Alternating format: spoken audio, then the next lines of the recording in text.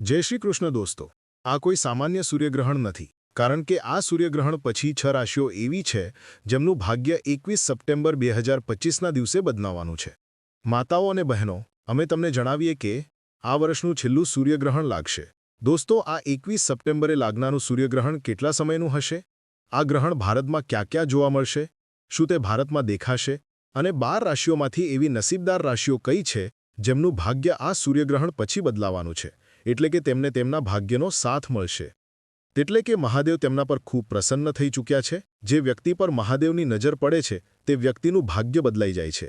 તેથી અમે તમામને હાથ જોડીને વિનંતી કરીએ છીએ કે ધાર્મિક સ્ટોરી 8 યુટ્યુબ ચેનલનો આ વિડિયો આ બધી માહિતી જાણવા માટે પૂરો જોઈ લેવો, કારણ કે આ કોઈ સામાન્ય સૂર્યગ્રહણ નથી, પરંતુ ખૂબ જ ગંભીર સૂર્યગ્રહણ થવાનું છે. 12 રાશિઓમાંથી એવી નસીબદાર રાશિઓ છે જેમનું ભાગ્ય આ સૂર્યગ્રહણ પછી બદલાઈ જશે. તેથી તમે કોમેન્ટ બોક્સમાં હર હર મહાદેવ જરૂરથી લખજો. ચાલો અમે તમને બધી વિગતો એક પછી એક જણાવીએ. સૂર્યગ્રહણનો સમય અને સૂતકકાળ. ભારતીય સમય અનુસાર આ વર્ષનું છેલ્લું સૂર્યગ્રહણ સપ્ટેમ્બર 2025માં લાગવાનું છે. આ 21 સપ્ટેમ્બર 2025ના રોજ લાગનારું આંશિક સૂર્યગ્રહણ હશે, જેની અસર વિશ્વભરમાં રહેશે. સૂર્યગ્રહણનો સમય પંચાંગ અનુસાર આ વર્ષનું પ્રથમ સૂર્યગ્રહણ અશ્વિન માસની અમાવસ્યા તિથિએ લાગશે. આ ગ્રહણ 21 સપ્ટેમ્બરે રાત્રે 11:09 શરૂ થશે અને 22 સપ્ટેમ્બરે સવારે 3:23 સમાપ્ત થશે. ગ્રહણની કુલ અવધિ લગભગ 4 કલાક અને 24 મિનિટની હશે. સૂતકકાળ. સૂર્યગ્રહણનો સૂતકકાળ ગ્રહણ શરૂ થવાના 12 કલાક પહેલાં શરૂ થાય છે અને ગ્રહણની સમાપ્તિ સાથે પૂરો થાય છે. આ દ્રષ્ટિએ 21 સપ્ટેમ્બરે લાગનારા સૂર્યગ્રહણનો સૂતકકાળ 10:39 શરૂ થશે અને 22 સપ્ટેમ્બરે સવારે 3:23 સમાપ્ત થશે. ભારતમાં ક્યાં ક્યાં દેખાશે? આ સૂર્યગ્રહણ ભારતમાં દેખાશે નહીં, તેથી સૂતકકાળ પણ માન્ય રહેશે નહીં. જો કે 12 રાશિઓમાંથી 6 રાશિઓ પર આ ગ્રહણની પૂર્ણ અસર રહેશે. સૂતકકાળ દરમિયાન ધાર્મિક કાર્યો થતા નથી. ખાસ કરીને ગર્ભવતી મહિલાઓએ સૂતકકાળથી લઈને ગ્રહણ સુધી ખૂબ સાવધાન રહેવું જોઈએ. સૂર્યગ્રહણ શું છે? આપણે બધા જાણીએ છીએ કે પૃથ્વી એક મોટા તારા એટલે કે સૂર્યની આસપાસ ચક્કર લગાવે છે. આપણી પૃથ્વીનો એક ઉપગ્રહ ચંદ્ર પૃથ્વીની આસપાસ ચક્કર લગાવે છે. ક્યારેક ચંદ્ર પૃથ્વી અને સૂર્યની વચ્ચે આવી જાય છે, જેના કારણે પૃથ્વી પર રહેતા લોકો માટે સૂર્ય દેખાતો બંધ થઈ જાય છે. આ સ્થિતિને સૂર્યગ્રહણ કહેવાય છે. આ સમયે ચંદ્ર સૂર્યના પ્રકાશને આંશિક કે સંપૂર્ણ રીતે અવરોધે છે, જેના કારણે પૃથ્વી પરથી સૂર્ય આંશિક કે સંપૂર્ણ રીતે દેખાતો નથી. સૂર્યગ્રહણ હંમેશા અમાવસના દિવસે જ થાય છે. જો ચંદ્ર સૂર્યના થોડા ભાગને જ ઢાંકે તો તેને આંશિક કે ખંડ સૂર્યગ્રહણ કહેવાય છે, પરંતુ ક્યારેક ચંદ્ર સૂર્યને સંપૂર્ણ રીતે ઢાંકી લે છે, જેને પૂર્ણ સૂર્યગ્રહણ કહેવાય છે. પૂર્ણ સૂર્યગ્રહણ પૃથ્વીના ખૂબ જ નાના ભાગમાં જ દેખાય છે, જે સામાન્ય રીતે 250 કિલોમીટરના વ્યાસના વિસ્તારમાં હોય છે. બાકીની પૃથ્વી પર આ ગ્રહણ આંશિક સૂર્યગ્રહણ તરીકે જ દેખાય છે. પૂર્ણ સૂર્યગ્રહણ દરમિયાન ચંદ્ર સૂર્યની સામે લગભગ 2 કલાકમાં પસાર થાય છે અને આ દરમિયાન મહત્તમ 7 મિનિટ સુધી સૂર્યને સંપૂર્ણ રીતે ઢાંકે છે, જેના કારણે પૃથ્વીના તે ભાગમાં દિવસે પણ રાત જેવું વાતાવરણ થઈ જાય છે. ભાગ્યશાળી રાશિઓ. આ સૂર્યગ્રહણ પછી નીચેની 6 રાશિઓનું ભાગ્ય બદલાવાનું છે, કારણ કે મહાદેવ તેમના પર પ્રસન્ન થઈ ચૂક્યા છે. આ રાશિઓના જીવનમાં ખુશીઓ, ધનલાભ અને સફળતા આવશે. આ રાશિઓ નીચે મુજબ છે. 1. મકર રાશિ. મકર રાશિના લોકો પર મહાદેવની કૃપા રહેશે. ધનલાભની સંભાવના છે. વ્યાપાર અને ધંધામાં વૃદ્ધિ થશે. નોકરી કરતા લોકોને પદોન્નતિ મળશે. વિદેશમાં નોકરી કે અભ્યાસની ઈચ્છા ધરાવનારાઓને તકો મળશે. આવકમાં વધારો થશે અને વ્યાપારીઓને વધુ નફો થશે. તમામ કાર્યો સફળતાપૂર્વક પૂર્ણ થશે. જીવનના દુઃખ, દર્દ અને કષ્ટ દૂર થશે અને ખુશીઓનો માહોલ રહેશે. 2. મેષ રાશિ. મહાદેવની કૃપાથી મેષ રાશિના લોકો માટે સમય ખૂબ સારો આવવાનો છે. માન-સન્માન અને પ્રતિષ્ઠામાં વધારો થશે.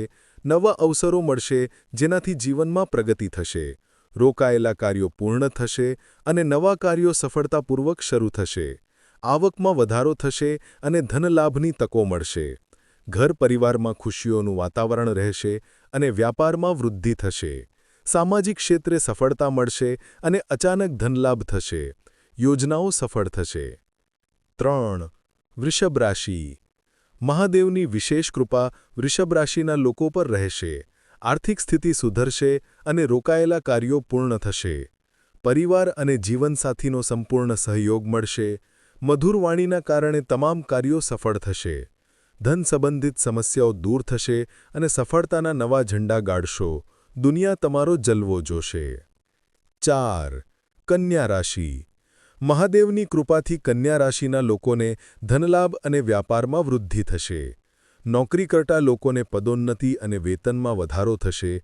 વિદેશમાં નોકરીનું સપનું જોનારાઓનું સપનું પૂરું થશે. સંતાનની ઈચ્છા ધરાવનારાઓને સંતાન પ્રાપ્તિ થશે. ઘર પરિવારમાં ખુશીઓનું વાતાવરણ રહેશે અને પ્રેમ સંબંધો મજબૂત થશે. નવા વાહન કે મકાન ખરીદવાની યોજના સફળ થશે. 5. સિંહ રાશિ. મહાદેવની કૃપાથી સિંહ રાશિના લોકોને માન-સન્માન મળશે અને સમાજમાં તેમની પ્રશંસા થશે. નવા અવસરો મળશે જેનાથી જીવનમાં સકારાત્મક બદલાવ આવશે. ધનલાભ થશે અને વ્યાપારમાં વૃદ્ધિ થશે. નોકરીમાં પદોન્નતિ અને વેતન વધારાના યોગ છે. સંતાનની ઈચ્છા ધરાવનારાઓને સંતાન પ્રાપ્તિ થશે. ઘર પરિવારમાં ખુશીઓનું વાતાવરણ રહેશે. 6. ધનુ રાશિ. મહાદેવની કૃપાથી ધનુ રાશિના લોકોને ટૂંક સમયમાં સારા સમાચાર મળશે. મહેનતનું ફળ મળશે અને રોકાયેલા કાર્યો પૂર્ણ થશે. પરિવાર અને મિત્રોનો સંપૂર્ણ સહયોગ મળશે. ધનલાભની તકો મળશે અને આવકમાં વધારો થશે. નોકરીમાં પદોન્નતિ અને વેતન વધારાના યોગ છે. જીવનની તમામ સમસ્યાઓનો અંત આવશે અને ખુશીઓનો માહોલ રહેશે. ચંદ્રગ્રહણ ક્યાં ક્યાં દેખાશે?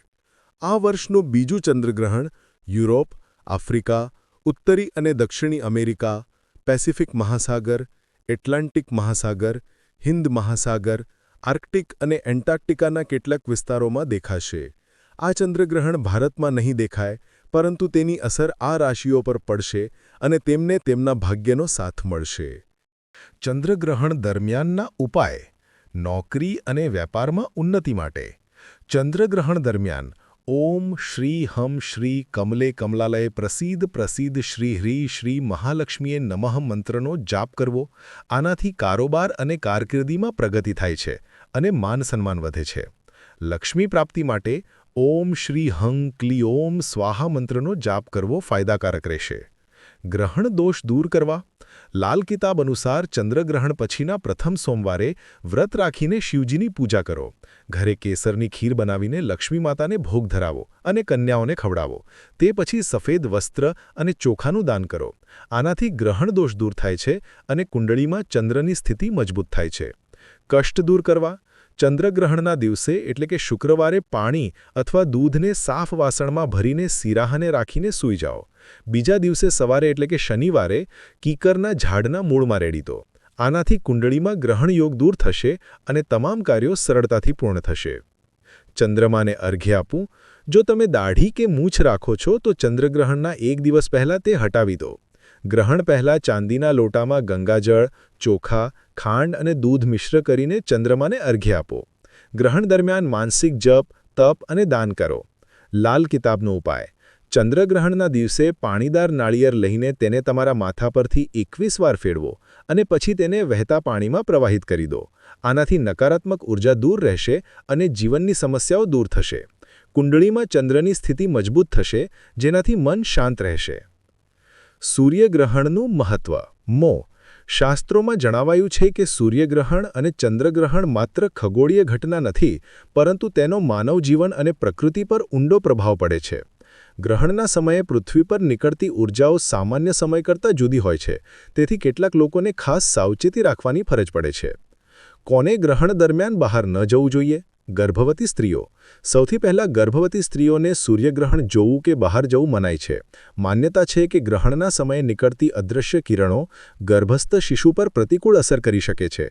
તેથી ગર્ભવતી સ્ત્રીઓએ એ સમયમાં શયન ન કરવું, કાપડ સીવવું નહીં અને ઘરમાં જપપાઠ કરતા રહેવું જોઈએ. નાના બાળકો. નાના બાળકોની તંદુરસ્તી નાજુક હોય છે, એટલે શાસ્ત્રો કહે છે કે તેમને ગ્રહણના સમયે બહાર ન લઈ જવા અને તેમને અંદર જ રાખવા. તેમની નજરે ગ્રહણ ન આવે તે ખાસ ધ્યાન રાખવું. વૃદ્ધ લોકો.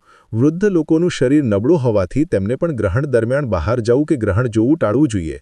એ સમયે શાંતિથી પ્રાર્થના કરવી શ્રેષ્ઠ ગણાય છે. બીમાર લોકો. જે લોકો બીમાર હોય કે નબળા શરીર ધરાવતા હોય, તેઓએ ગ્રહણમાં બહાર ન જવું જોઈએ. શરીરની નબળાઈ પર ગ્રહણની અસર થવાથી વધુ અસ્વસ્થતા થઈ શકે છે. ગ્રહણ દરમિયાન શું કરવું જોઈએ? ગ્રહણના સમયે જપ, પાઠ સ્તોત્રોનો પઠન કરવું ખૂબ જ શુભ માનવામાં આવે છે. ગાયત્રી મંત્ર, હનુમાન ચાલીસા અથવા પોતાના ઇષ્ટદેવનું નામ સ્મરણ કરવું. ગ્રહણ પૂરે પછી સ્નાન કરી તાજા કપડાં પહેરવા અને ઘરમાં ગંગાજળ છાંટવું. ગ્રહણ દરમિયાન શું ન કરવું જોઈએ? ભોજન કરવું નહીં, પાણી પીવું નહીં, અતિ આવશ્યક હોય તો તુલસી કે કુશ સાથે પાણી રાખવું, સૂવું નહીં, નિંદા, ઝઘડો કે નકામી વાતચીત કરવી નહીં. સમાપ્તિ. તો મિત્રો, આપણે જાણ્યું કે સૂર્યગ્રહણ દરમિયાન ગર્ભવતી સ્ત્રીઓ, નાના બાળકો, વૃદ્ધો અને બીમાર લોકોએ ખાસ સાવચેતી રાખવી જોઈએ. આશા છે કે આ વિડીયો તમને ઉપયોગી થશે. જો તમને આ માહિતી ગમી હોય તો લાઇક, શેર અને સબસ્ક્રાઇબ કરવાનું ભૂલશો નહીં. જય શ્રી કૃષ્ણ. 5. આ વિડીયોની માહિતી અનુસાર આ રાશિઓનું ભાગ્ય બદલાશે અને મહાદેવની કૃપાથી તેમના જીવનમાં ખુશીઓ, ધનલાભ અને સફળતા આવશે. કોમેન્ટ બોક્સમાં હર હર મહાદેવ લખવાનું ભૂલશો નહીં.